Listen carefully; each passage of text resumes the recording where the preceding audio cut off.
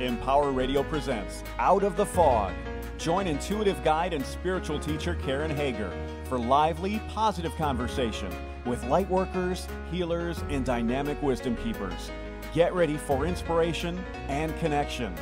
This is Out of the Fog on Empower Radio. Here's your host, Karen Hager. Hello and welcome to Out of the Fog. I'm Karen Hager. Each week at this time, we gather for a spiritual conversation with enlightening guests, and I'm glad you're here. We're all made of four basic elements: water, air, earth, and fire. When we're in pain, today's guest says, it means these elements are out of balance in our lives. The key, says Debra Silverman, is to be able to discern your own personality and understand where you can strengthen the parts of your elemental nature that are out of balance. So are you ready to meet Deborah? Debra Silverman is the author of The Missing Element, Inspiring Compassion for the Human Condition. When she was just 20 years old, she realized that she'd found her life's purpose in astrology. She went on to deeply study the mind and the body, earning a bachelor's degree in psychology and dance and a master's in clinical psychology.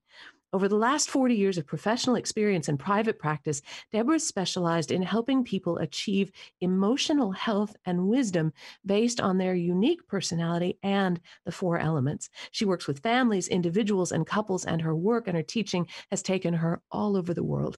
You can find out more about Deborah and her work at debrasilvermanastrology.com. Deborah, welcome to Out of the Fog. Thank you, Karen. I'm so glad you're here and I'm excited. So I'm just going to jump in. So we're all made of water, air, earth, and fire. Are we varying degrees of all of these? Are we more one than another? Are we ever like all water, no fire? How do those play out in our lives?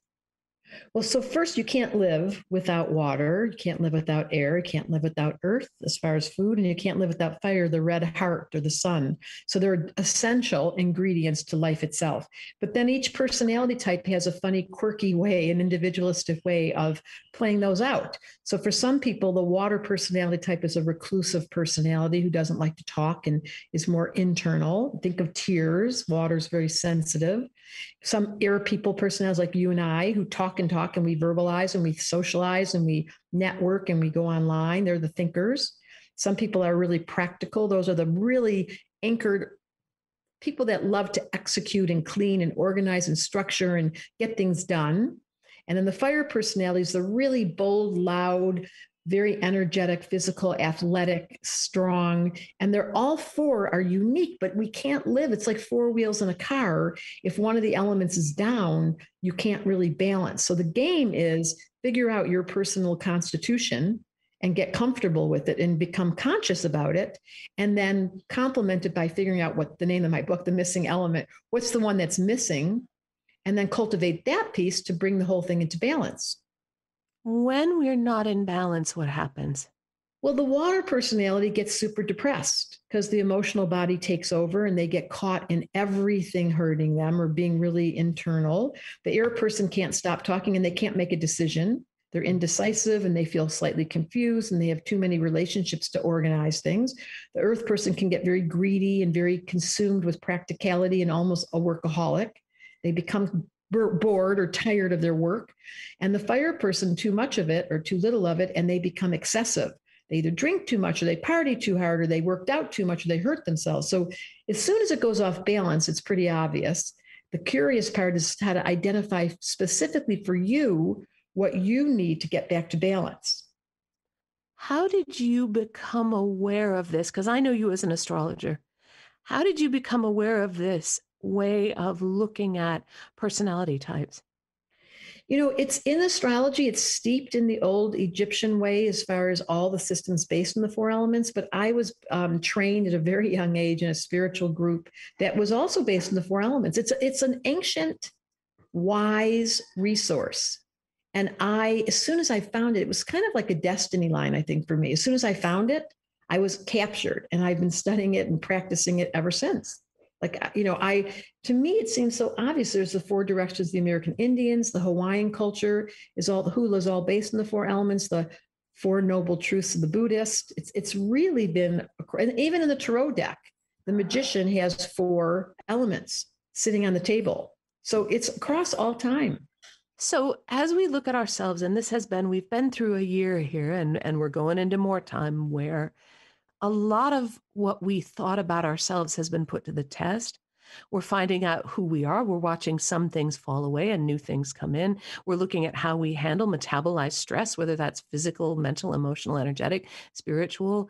How does having an understanding of the way the 4 elements move in our system, how has, during this pandemic time, have you talked to people who say that they're more aware of needing to be in that balance? Well, I swear that we doubled the sale in the books during the pandemic because the first chapter of the book is crisis. Yeah. And it's all about what happens during a crisis is you become hyper aware of what you need to do to balance yourself and get back to center. So for me, it's so funny that COVID has been such a service to my professional goal, which is to give people, I'm only here to help people become aware, to have compassion that everyone's different. And there's people in your life who bug you because they're too loud. And then there's people in your life who bug you because they never talk. And these are the things that you go, oh, you can't really change these qualities. So the COVID really amplified the personality traits that we all have. And then the mystery of what do you do when someone really bugs you? And how do you fall back in love with the person that once you loved, and now the very thing that you loved is driving you crazy? And that's part of my therapeutic gift, is helping people fall in love with who they are. And then most of all, falling in love with their fate, because you can't argue with fate. And I love that I saw in the bio that you sent over that it's about helping people with their unique personalities and these 4 elements.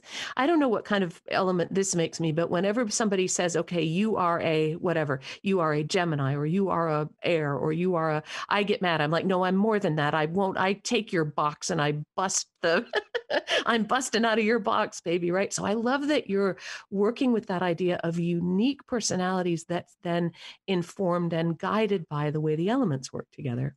It's true. It's so true. And you, by the way, have a really good balance. It's the thing about air Geminis. We hate being told what to do. Anyways, you can't get air to stay in a box. You can't get air to do anything you tell it to do. It'll sneak out in the back door when no one's looking because it's so small and sneaky. So your Karen your chart is particularly air. It is true. And you don't ever tell an air sign to stay still. They just have to wiggle. I think I need a notarized document from you just attesting to that to give to the people in my life who would like me to stay still. So if you can just just have that set over, maybe on an ornamental scroll that I can frame and present to those people. So you say in the book that when we understand how these elements are in play in our lives, we can become change agents. That's powerful and it's tantalizing. What do you mean? I think there's a need more than ever right now to become conscious of what I can do to make a difference. This is what everybody's question is. What can I do to make a difference? And it feels almost like we've been disempowered because there's so many problems in the world and our society is being dismantled as we knew it. So what can I do? Well, the answer is you can really, truly be yourself and get comfortable in your skin. And if you notice in the book, there's no astrology. Like I've left out astrology entirely because I don't want you to get caught in whether you believe in it or not, or what sign you are. What's really important is your effect, your power comes in your ability to be authentically empowered in a very energetic way. And I think part of balance and part of being a change agent is that you're so committed to being yourself. That could be gardening. I mean, we think change requires being in front of the room and that's fire. Stand up and be an activist. No, it could be staying home and really creating a sacred space and being in love with your world. That's how we're going to be change agents. So I want to reduce the attachment to change, having to be an active role. It's more an internal comfort. And that's what my book's about. How do you get comfortable in your own skin? How do you relax into your own nature? And suddenly your energy comes back because you're no longer fighting with yourself. You talk in the book about the observer and how the observer can be one of the missing elements. What is the observer? It's my favorite question. The observer right now, just imagine whoever's listening to this, there's a part of you that's watching you. Let's just turn on your observer. I often think of it like a camera. Like if there was a camera in the room taking a film of you and it was standing outside of you, watching you, and it would see you standing in front of this, whether it's the computer or you've got your headset on or you're watching from a distance, and the observer or the witness, or call it whatever you'd like, your higher self, it's looking at you going, I hope you're okay. Like all it wants to do is give you acknowledgement that you in fact are doing much better than you think you are. So the observer is a neutral witness that you can cultivate it. It's a muscle. It's an awareness that takes away the judgments. And suddenly when you're going on and on and on, I have a friend who just learned about his observer, and he talked and talked and talked. And suddenly he realized his observer kicked in, and he was like, God, now I watch myself and go, why am I talking? So it suddenly gives you that choice factor. And this is back to the change agent. As soon as you're awake inside this dream and you're conscious, there's an entirely different reality that opens. It's when we're sleepwalking. It's when we're playing the game without being choice, without having awareness, without even knowing you have power in being yourself. You keep trying to be someone else, or you're mad at yourself, or you're uncomfortable. This is really what the observer does. It goes, oh, look at you. You're uncomfortable again. That's sweet. It doesn't say, look at you, you idiot. It says, look at you. You look so uncomfortable. What can I do to help you? So there's a part of you that's waiting in the wings who would love nothing more than to help you out of your agony. And we deserve to be helped out of that agony. And that's important to say, I think. And I have a course called Tell Me a Story. It's a writing class that happens once a month where people tell their story. They get really into it. It becomes super emotional or super verbal or super energized. And then all of a sudden, right in the middle, I'll say, put on your observer. And then they turn it on and they go, wow, look at me. I'm all triggered. I'm all stuck in the past. I never got over that. And that's where Tell Me a Story and the work that we do in our school helps people suddenly realize, wow, I'm on a broken record and it isn't even interesting. Why do I keep repeating this?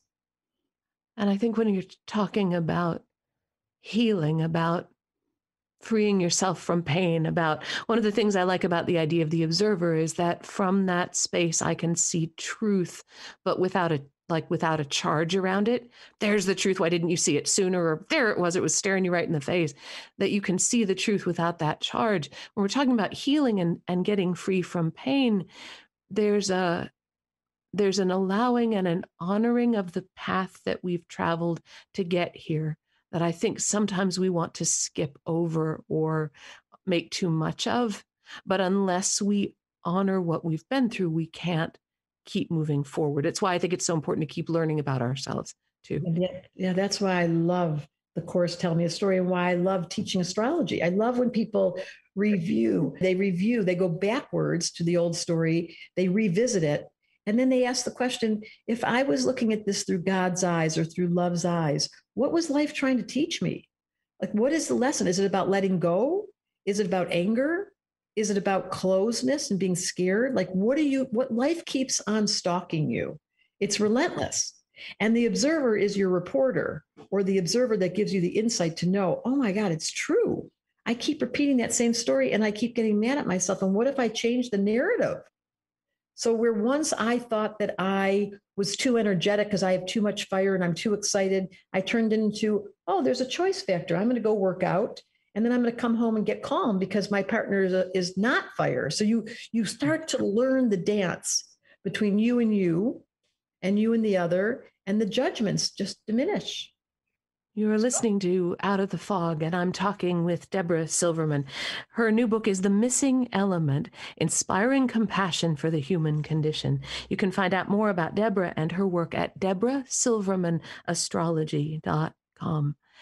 So with that loving, patient, I imagine, observer with us, what are some steps that we can take to nurture and wake up that observer so that that can be more present in our day-to-day? Like, it's great for special occasions. I have a great observer for special occasions, right? But for the day-to-day stuff, how can we wake up the observer and bring that energy in?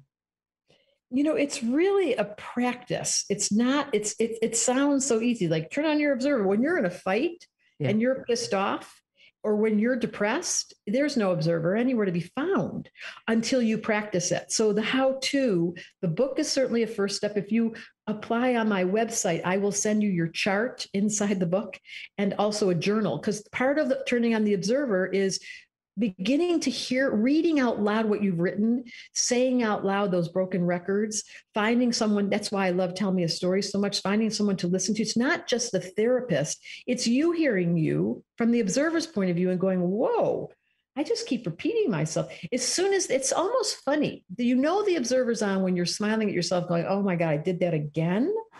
Rather than, you idiot, you did that again. And that's the different voice. Yeah. So practice of journaling and of awareness, are there any other things we can do to help wake up that observer? I think the first, if you're listening to a podcast, if you're that interested in spiritually waking up and you've got your fascination, this is air, listen to podcasts, you've got your mind open, you're willing to consider new ideas, you're being fascinated by good stories, that's the clue that you're listening to the other. But the real question from the observer's point of view is, are you listening to yourself? And as soon as the way I like to distinguish it is there's a difference between a judgment and a perception. So the perception is the toast is burnt, and the judgment is, you idiot, you burnt the toast. Like, that's a judgment. The perception is just the observer going, oh my goodness, look, there's burnt toast. And I'm just going to not eat that because I don't like burnt toast. As far as the judgment, that's when we get all twisted. So the best part of the observer is it reduces the mean voice, and you give the power back to the part of you that's genuinely, like, your question is so good. How do I do this? I love your practical question. How do I do that? Well, you start literally by, right now, as you're listening, turn on your observer, stand out of yourself and look over at yourself, and let that voice become benevolent, become kind. It goes, oh, you look like you didn't really wash your face this morning. Interesting. Rather than, what is wrong with you? That voice has got to be altered, and you can do that. I'm going to go back a little bit because I see how the clock is chasing us. This is one of those times I wish I had a 71-hour show. And then we'd have a lot longer together. As people are looking at your book, they'll find ways to work through quizzes and ideas, ways that they can find out which element is strongest in them: water, air, earth, and fire. Can you give the readers just a little bit, if they're wondering, hey, wait a minute, what's my strongest? Am I water? Am I air? Am I earth? Am I fire? What are some quick ways we might be able to figure out what is strongest? If you can listen to this conversation and just ask yourself, there's a little test right in the beginning of the book, and it just takes about 5 minutes, and very quickly you'll see. If you're someone who suffers from being too sensitive, you've got water. If you're someone who has multiple relationships and it's really hard to make a decision, and you find yourself always on the internet listening to this stuff, you're air. If you're someone who always is the one organizing, cleaning, cooking, fixing, wanting to give advice, you're earth. You've got the money, you've got the organization, you've got the structure, and you're complaining because you feel like you're always the one doing everything. And if you're someone who cannot not work out, and you stick your foot in your mouth, and you know that some part of you just gets in trouble all the time because you can't tone it down, that's fire. Now, that's the high road of them. There's low roads and high roads. And the simplest way to your question is paying attention, first of all, to your temperament, like really asking yourself, which part of my personality stands out? Because there's usually 2 or 3 of them. There's usually one missing element. And that's the one you just don't get. Like, I can't be quiet and cry. That's not my style. Or I can't talk at a party. So the first was water. If you have no air, I don't know how to socialize and be interested in people. I find them boring and I don't want to talk. Air. I don't know how to clean and organize. I hate doing all that cooking. That's earth. I don't want to work out. I have no chi. I'm not even interested. That's fire. So the lack of those elements will reveal it to you what the missing element is. And the excessive part of your personality that's so natural, like knee-jerk response, like you can't help yourself, that's your strong element. And it does require a little bit of study. It's simple, but it really helps with kids when you know the kid's temperament. And you can, that's where it really hits home. And in relationships too. I mean, you've broken this down in the book, there's like the air man and the air woman in relationships and as parents. What should we be watching for? How could understanding this help ease conflict, for example, between people? Well, it's back to compassion. Like if you know your partner's fire and they get super excited, super loud, bump into things and leave a mess, and you're earth and you're like, can you just give it to me slowly?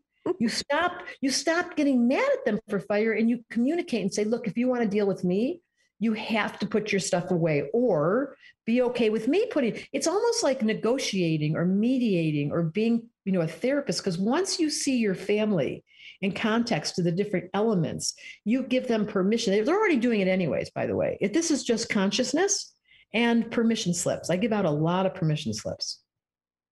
Hmm. Well, and there's that compassion, right? That's what happens. Yeah, you're so much nicer after that. Yes. Well, and we never run out of permission slips to give, as opposed to the way of thinking that says, I've got 10 points and you've used 8 of them. Don't you dare take those other 2, right? So if you've got as many permission slips to give as you can, it opens things up to expand for better understanding in the relationship. Think how different the world would be if we all had our charts for like plastered, tattooed on our forehead, and you walked up to someone and went, oh, I get it. You're the person who's going to be sitting here quietly, and I'm not going to push you to talk. Like I have a kid who's not very verbal, and I am. And then I realized, wow, the best thing I could do is just sit next to him, put my hand on his knee, don't say a word, and he'll open up. But if I walk in the room and go, tell me how you are, tell me how school was, tell me what, he's like, oh my God, like go away. So I had to figure out, how do I enter someone else's world on their turf to have them come to my world? But it was up to me to understand them. And boy, was that magic.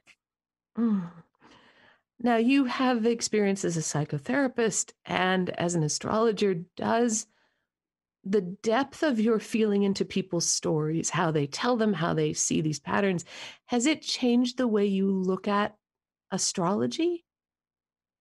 They're definitely closely related. Astrology, Carl Jung was an astrologer. People don't know that. And he was quoted to say, psychology will be a dinosaur science until it includes astrology. So he knew that in order to really understand someone's psychology, you want to know what their soul's contract was. Like, what did they sign up for? Isn't that the name of this game?